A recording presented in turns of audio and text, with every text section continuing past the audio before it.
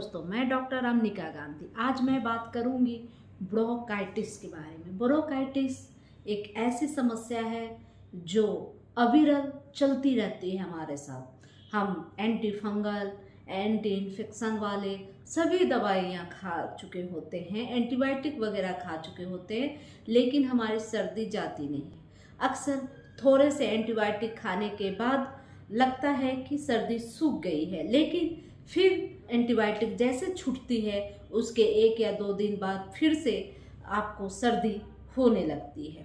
इसमें लगातार म्यूकस आते रहते हैं और सर्दी, जुकाम, नज़ला वगैरह, खांसी उसी सब कुछ जो आपको एक सर्दी लगने के बाद होता है वो सब कुछ होता रहता है।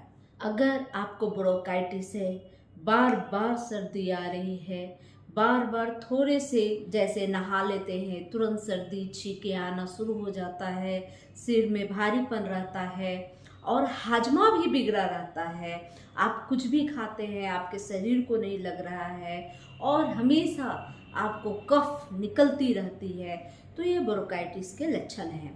थोड़े से चलते हैं तो आपको हाँफी आ जाती है, बहुत सुस्ती, कमजोरी, आलस लगा रहता है, तो यह ब्रोंकाइटिस के ही लक्षण हैं। तो ऐसी स्थिति में आपकी ये ब्रोंकाइटिस धीरे धीरे पुरानी हो जाती है, सांस लेने में दिक्कत होने लगती है। आगे चल के आपको ऑक्सीजन लेवल अगर आप चेक कराते हैं तो 90-92 से ऊपर नहीं जाती। ऐसी स्थिति गंभीर होती जाती है और हम लोग बस एंटीबायोटिक वगैरह खाते रहते हैं, बार बार सर्दी जुकाम होते रहते हैं और बार बार एंटीबायोटिक खाते हैं। धीरे धीरे यह समस्या चलकर बहुत ही विकराल हो जाती है। अंदर कभी पुनः निमोनिया वगैरह हो जाता है, कभी डस्ट से एलर्जी होना शुरू हो जाता है। म्यूकस अगर लगातार चालू रहे तो व्यक्ति को अनेक प्रकार की समस्याओं से रूबरू होना पड़ता है। दिनचर्या बाधित हो जाती है, व्यक्ति हमेशा परेशान रहता है।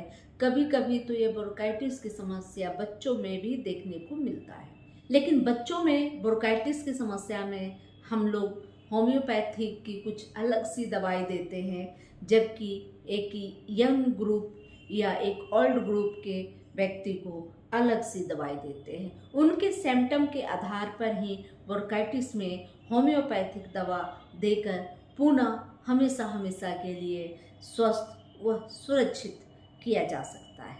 अगर व्यक्ति को लगातार इस तरह की समस्या हो रही है तो आप उन्हें देखें कि अगर उनका बार बार कफ निकलता है और सांस लेने में कभी एक आवाज़ आता है गड़गड़ टाइप का, तो वैसी स्थिति में आप होम्योपैथिक दवाई एंटिमटाट 200 सुबह सुबह 200 व रात्रि को 200 की 2 बूंद, सुबह 2 बूंद व रात को 2 बूंद देने से बहुत ज़्यादा फायदा होता है।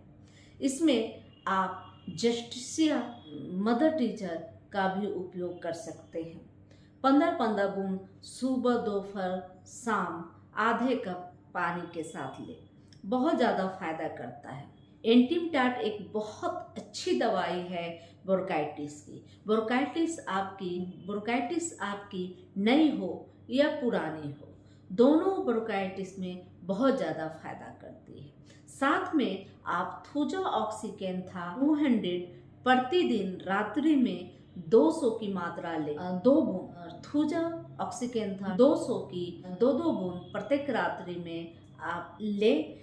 करीब करीब आप देखेंगे कि 3-4 महीना थूजा ऑक्सीकेंथा व एंटिमटाट का प्रयोग किए हैं तो आपके ब्रोंकाइटिस बहुत ज़्यादा ठीक हो गई है।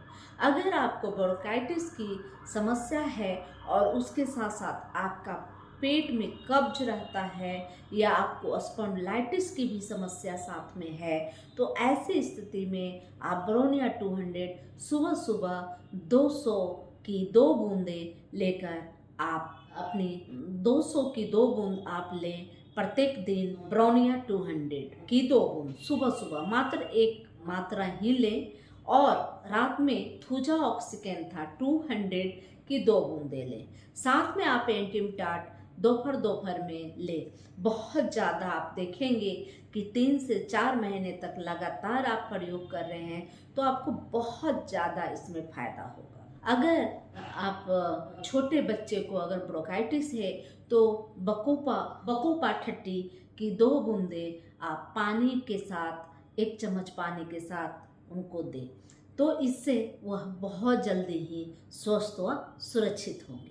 अगर बच्चे में भी घड़ घड़ घड़ घड़ कर सांस लेते हुए आवाज़ आती है तो ऐसे में भी उन्हें भी एंटीमटाट की 2 बूंदे आप एंटीमटाट ठट्टी की 2 बूंदे आप प्रत्येक दिन सुबह व शाम दें, बहुत जल्दी ही फायदा करेगा।